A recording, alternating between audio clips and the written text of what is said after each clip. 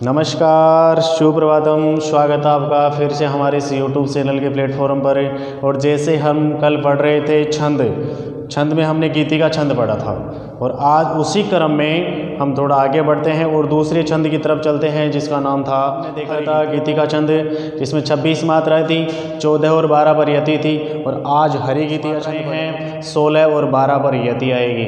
अब देखते हैं। और ये भी एक सममात्रिक छंद है, जिसमें 28 मात्राएं होती है और 16 और 12 पर यति आती है। तो आइए देखते हैं हरि गीति का छंद।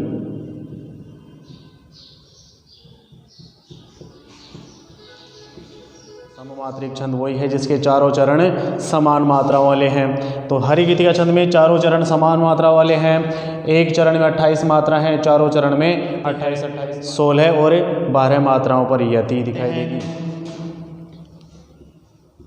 यह सममात्रिक छंद है।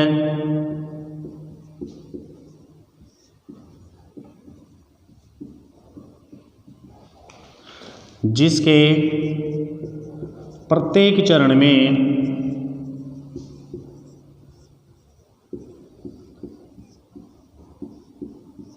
28 मात्राएं होती है।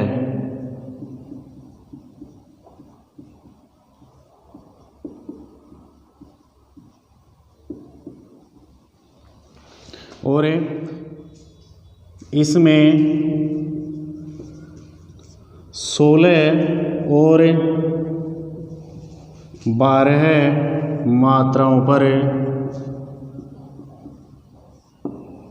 यति होती है।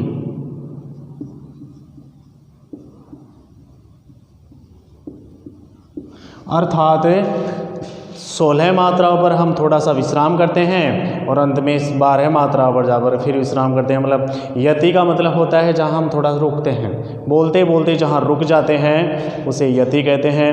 तो इसमें इस संध के जो काव्य हैं उसमें 16 और 12 मात्राओं पर हमें यति दिखाई देती है। इसका उदाहरण के रूप में हम देखते हैं। अब देखिए, ये हरि गीति का छंद का उदाहरण है। बड़ा ही शानदार और जबरदस्त उदाहरण है कि श्री कृष्ण के सुन वचन अर्जुन क्रोध से जलने लगे, सब शोक अपना भूल कर करतल युगल मलने लगे, संसार देके अब हमारे शत्रु रण में मृत पड़े, करते हुए ये घोषणा वे हो गए उठकर खड़े। अब इसको देखते हैं कि ये हरि गीति का छंद का उदाहरण है। देखते हैं मात्राओं के अनुसार। श्री में बड़े की मात्रा है, अर्थात ये दीर्घ है या लघु गुरु है। गुरु को हम एस की दृष्टि से चिन्हित करते हैं। कृष्ण,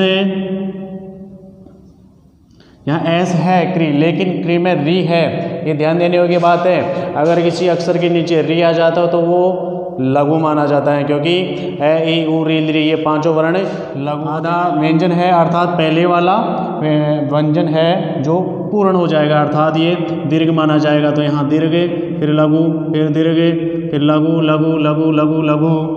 लेकिन ये ऊपर रह है तो अर्थात ये दीर्घ हो जाएगा पहले वाला। तो दीर्घ लघु दीर्घ लघु दीर्घ लघु दीर्घ लघु लघु दीर्घ लघु और गुरु।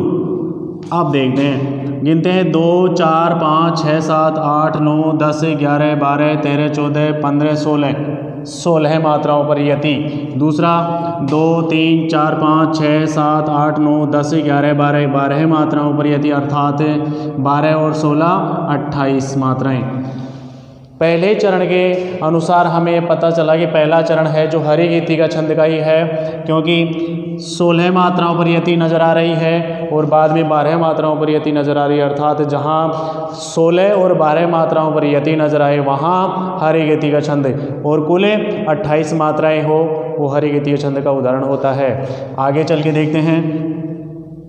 लघु लघु, फिर ये गुरु लघु लघु लघु गुरु गुरु लघु लघु लघु लघु लघु लघु लघु लघु लघु लघु लघु लघु गुरु लघु और गुरु। गिनते हैं 1 2 3 4 5 6 7 8 9 10 11 12 13 14 15 16 यहाँ तक। और 1 2 3 4 5 6 7 8 9 10 11 12, ठीक है, यहाँ तक आ जाएगा, यति आ जाएगी। आगे 28 मात्राएं। उसी प्रकार आगे देखते हैं। संसार देखे अब हमारे शत्रु रण में मृत पड़े।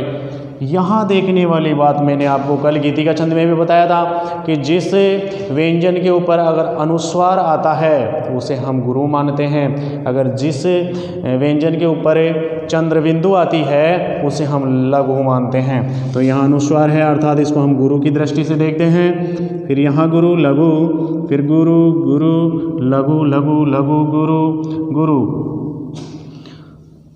अब यहाँ देखो शत्रु में जो त्रय है उसमें एक अर्ध व्यंजन छिपा हुआ है अर्थात ये पहले वाला गुरु हो जाएगा और ये लघु लघु लघु गुरु लघु लघु लघु और गुरु। गिनते हैं 2 4 5 6 7 8 9 10 11 12 13 14 15 16 यहाँ तक यति आ गई। 2 3 4 5 6 7 8 9 10 11 12 अर्थात ये 28 मात्राएं हुई। आगे देखते हैं लघु लघु गुरु लघु गुरु। ये ए जो है वो गुरु की दृष्टि से है, गुरु है। लघु लघु गुरु लघु गुरु गुरु गुरु लघु गुरु लघु लघु लघु लघु लघु और गुरु। 2 3 4 5 6 7 8 9 10 11 12 13 14 15 16 पर यति आती है। 2 3 4 5 10 11 12 अर्थात 28 मात्राएं। इससे हमें यही पता चलता है कि ये जो काव्य है ये हमारे हरे गीति का छंद का उदाहरण था। बड़ा ही शानदार और समझने वाला उदाहरण था जिसकी दृष्टि अनुसार हम ये समझ रहे हैं और हमें पता चल रहा है कि ये उदाहरण था वो हरे गीति का छंद का ही उदाहरण है। इसके अनुसार हम थोड़ा और आगे बढ़ते हैं, एक आध उदाहरण और देंगे तो बड़े अच्छे से समझते हैं कि हरे गीति का छंद कैसा रहता है, कैसे हम काव्य में इसको प्रयोग करते हैं।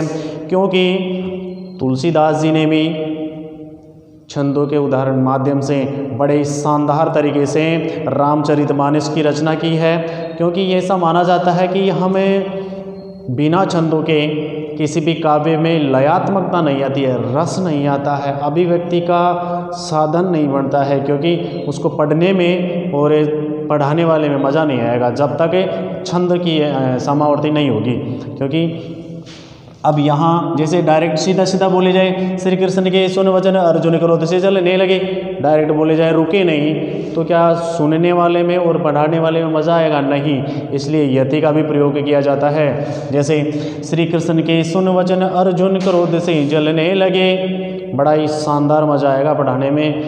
और क्योंकि और यहाँ देखा हरि गीति के छंद में जहाँ यति आती है वहाँ थोड़ा विश्राम किया जाता है। और एक उदाहरण की दृष्टि से और देखते हैं, बड़े और समझते हैं अच्छी तरीके से देखते हैं।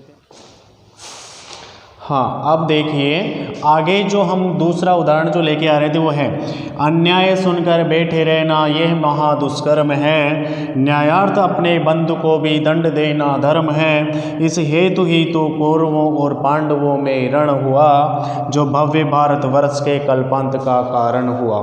तो इस काव्य में हरि गीति का छंद का गजब का उदाहरण है, जिसके हम दृष्टि हम देखते हैं कि इसमें 28 मात्राएं हैं, 16 और 12 पर यति है, वो सब दिखा जाएगा। जैसे गुरु गुरु लघु लघु लघु लघु लघु, फिर गुरु, फिर लघु लघु लघु गुरु लघु लघु लघु गुरु गुरु।